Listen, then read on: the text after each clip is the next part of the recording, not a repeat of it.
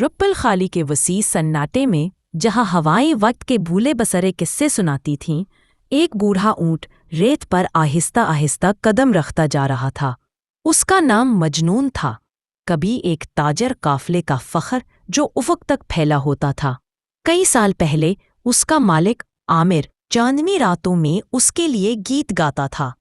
تب عامر ایک لڑکا تھا جو مجنون کی آنکھوں کے سامنے ایک مرد میں ڈھل گیا۔ دونوں نے ساتھ سرحدیں عبور کیں، طوفان جھیلے اور خاموشیوں میں ایسا پیار بانٹا جو الفاظ سے کہیں زیادہ گہرا تھا۔ مگر وقت سب کچھ بدل دیتا ہے۔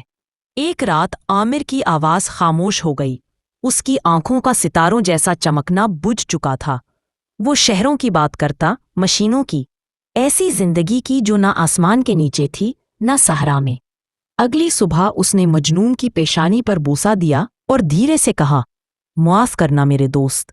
پھر وہ چل پڑا، صحرا سے، اس زندگی سے اور مجنون سے دور، اور پلٹ کر نہ دیکھا۔ کئی سال گزر گئے۔ اب مجنون تنہا چلتا تھا، نہ اس لیے کہ وہ راستہ بھٹک گیا تھا، بلکہ اس لیے کہ یادیں اپنے قدم رکھتی ہیں اور چلتی رہتی ہیں جب تک دل امید سے باز نہ آ جائے۔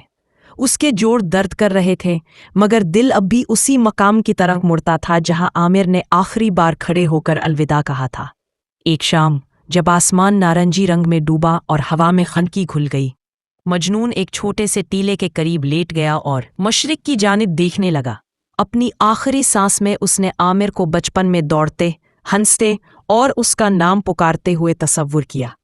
یہ اس کا عامر کے لیے دل میں بے انتہا پیار تھا، جو مرتے وقت بھی اس کی آنکھوں اور سوچ میں تھا۔